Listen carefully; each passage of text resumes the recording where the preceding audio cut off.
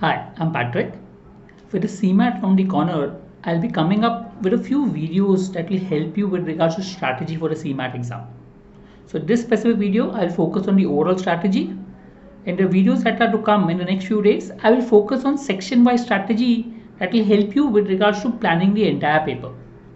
One of the most important elements to crack the examination is the strategy. If your strategy is good, there's a high chance that you will overperform whatever you did. So let's start with the overall strategy of the paper. So if you look at the exam, it's a 3 hours paper, 4 section paper. I'm ignoring the last section, the new section, because that is not counted basically for percentiles. So basically we're looking at a 4 section paper, 3 hours.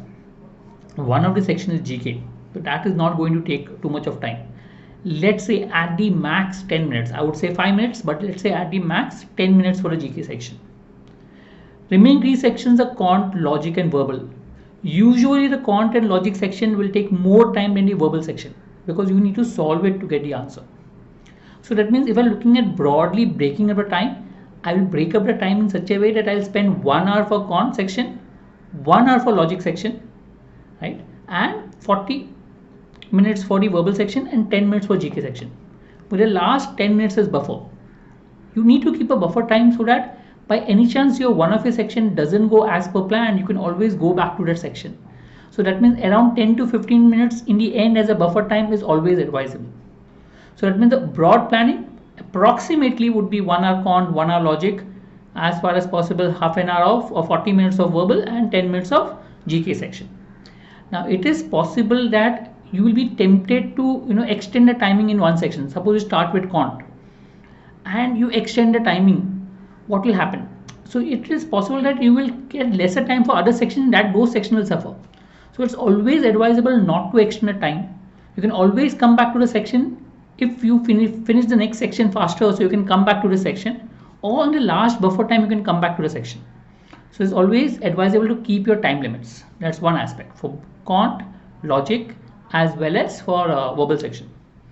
GK, try to solve as fast as possible.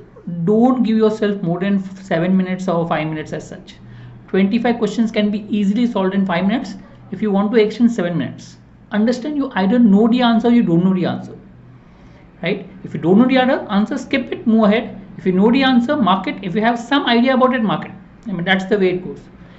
It's easy to think about a GK question in back of your mind and waste a lot of time, but that will ensure that you will get less time for the other section, which is not again advisable, right? So ensure that you keep a particular time limit for GK, max to max 7 minutes for a GK section. It may extend to 10, but keep a 7 minute as a time limit so that you can solve it fast. Know the answer, mark, don't know, leave it. That's how you need to go for GK section, right? That is as far as GK section is concerned.